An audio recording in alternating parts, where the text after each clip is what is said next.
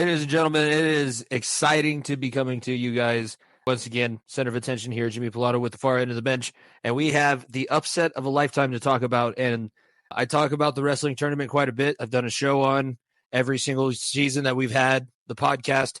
If you were following our website, feotbpod.org, which everybody should go bookmark, check out the blogs. I'll be referencing my blog coming up probably towards the end of this segment, and I'll talk about those kinds of things. But we had an immense moment happen. Not much craziness happened in basketball. It was pretty much tame, pretty even all the way throughout. Wrestling on Saturday night and throughout the entire weekend. We'll talk about Wyatt Hendrickson. He's the man of the hour. I'll probably pull up some pictures. He's got new merch that's going to drop. I think Nico might enjoy too. His brand is American Heavyweight. And not to speak on things, but Nico and I have always been a couple of bigger individuals. And I'm not necessarily a heavyweight anymore, but we can get behind the merch because it was everything that you want in sport. And this guy, he's gone through a lot. He's a graduate of the Air Force Academy. He's active duty. He's a reserve fashion where every year that he serves in this role, he gets an extra year added onto his service. And he has 1 season left of eligibility. You have to petition the Air Force Academy. They have to be willing to give you that opportunity to go pursue other ventures. And the Air Force Academy granted him, just like a very close friend of the show we have, Charlie Scott, was able to go off and play his final season of eligibility at Alabama. This was Wyatt Hendrickson's situation. He had choice of pretty much anywhere that he wanted to go besides Penn State, had a pretty solidified heavyweight position, and he chose to go to Oklahoma State in the first season under David Taylor. David Taylor is a 3-time NCAA champion, recognized as one of the greatest American wrestlers in the world, as a 3-time world champion, Olympic gold medalist. He's coming into Stillwater, and he brings in all of these transfers, and 2 of the 4 transfers that he make it to the NCAA finals. He wins 2 individual NCAA championships with these guys, and Wyatt Hendrickson does it in a fashion where he goes up against the monster of all monsters. This is on par with the magnitude of the undefeated Patriots losing to the New York Giants, but that's a different thing because it's team. It's somebody like a walk-on, not a walk-on, a guy that's undrafted, say in this situation. It's not like Harrison Phillips, a guy that went through the process, was never drafted, and he's in a situation where he gets to sack Tom Brady. They're winning the entire time. They're going to complete the undefeated season. They have 20 seconds left. We need a sack. We need a turnover. We need to force this and go with this and win. That is what Hendrickson does.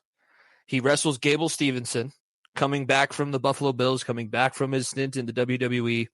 He's undefeated. He's on a 73-match winning streak, and it seems like it's an insurmountable thing, and it's happened before. They've wrestled before when Hendrickson was at Air Force Academy before he transferred to Oklahoma State.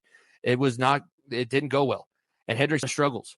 Going into the Big 12 Conference Championship Finals, he wrestles a world champion Greco wrestler, a Colorado guy, Colton Schultz, beats him, blowing out his elbow in the process. He wrestled the entire of the national tournament with his elbow all taped up, still competing in an undefeated season. He goes through in the semifinals. He defeats the reigning heavyweight champion, Greg Kirkfleet from Penn State.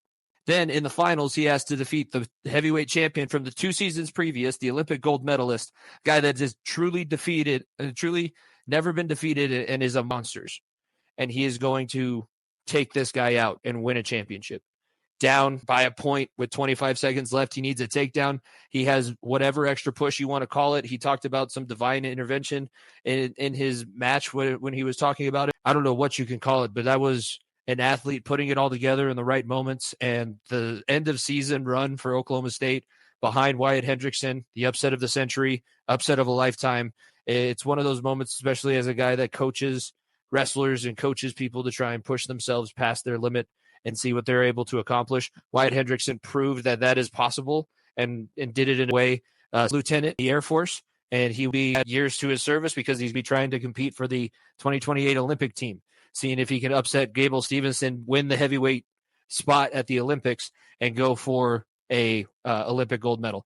We'll talk a little bit more about this because there's one other thing that we're going to touch on, and then we're getting into all of the madness that is March. Nico will be joining me on the other side of the intro, episode 224 of the Far End of the Bench podcast, coming your way next. Ladies and gentlemen, welcome back to the Far End of the Bench podcast. My name is Nico Bryant. I have the center attention this week, and obviously lots of March Madness has been going on. March calmness, as we called the last week, with all the one seeds making Final Four and a little bit of unprecedented situation. My center attention this week, I'm not going to talk about March Madness. I'm going to talk about the Frozen Four because the DU Pioneers are back into the Frozen Four again. The defending champs last year knocked off the number one team, Boston College, on Saturday in a great game. 3-0 dominating performance from the Pios.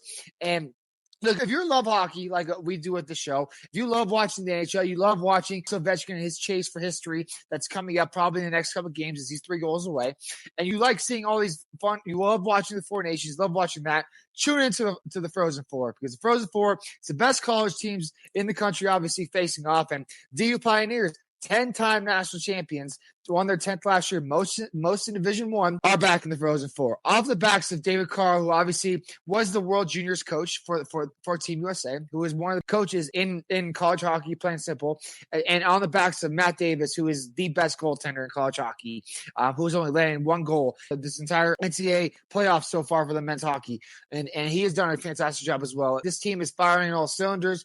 They've done a great job of playing good team hockey, pucks in deep, dominated team like that, like Boston College in their last game, up 3-0 to start, and obviously Boston College got the one at the end.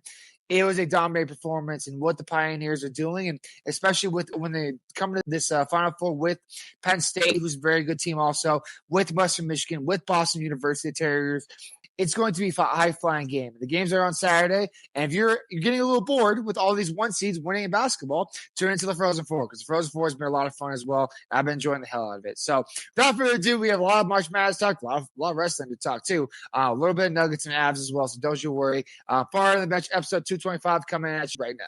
Ladies and gentlemen, this episode of the Far End of the Bench podcast will be brought to you by things that we never thought possible, because as much as people like to think that this show would have never gotten any traction, I know I've heard that going all the way back. We now have a new situation where we'll discuss that a little bit further. We had one of the records that a lot of people, both in the generation before Nico and I in covering sports and now our generation, never thought was going to happen. Alex Ovechkin is the new NHL record holder for career goals, and I think that it's the biggest story outside of March Madness happened on its own. It would have been even better, but ending the season this way, the Capitals having the year that they are, and I think the situation leading into the game where he finally got the goal against the New York Islanders sums it up best. This was a special moment. It was made special by Wayne Gretzky. I think that he deserves credit for being the ambassador of the game. He's traveling around with the new guy. He's not making it about himself. He wants to be there to congratulate and be the first one to tell Alexander Ovechkin that he is the new number one. And I think that was awesome of Wayne Gretzky to do. 895 career NHL goals. And it started way back when, and the guy has just been a machine ever since. And he's done this, think about it, with strike-shortened seasons, COVID-shortened seasons. He's done this on teams that had no business being anywhere near the playoffs, and he's dragging them to the at least divisional round where they almost always lost to the Penguins. It makes it even better that he's gotten his Stanley Cup, and we now just get to talk about one of the greatest players going off and riding off into the distance. And I didn't see a ton of hate, and there's no any of hate with Nico and I, because I don't that I ever thought anything like this possible. I don't know if somebody comes close for Cal Ripken for MLB, but that doesn't really happen anymore. I mean, everybody wants to score goals, and maybe it's all over and left to Captain Austin Matthews, but I think that this will be something that stands for quite a long time. It could be Connor Bedard. It could be somebody that's not even in the NHL yet. I think that passing up the opportunity to get it on a empty net goal and just, all of the great things that you can say, what he's done for the sport, what he's done for that franchise. I don't think that the Washington Capitals, there's a chance that they're not in Washington because they were struggling when they drafted Alexander Ovechkin, and it couldn't have turned out any better.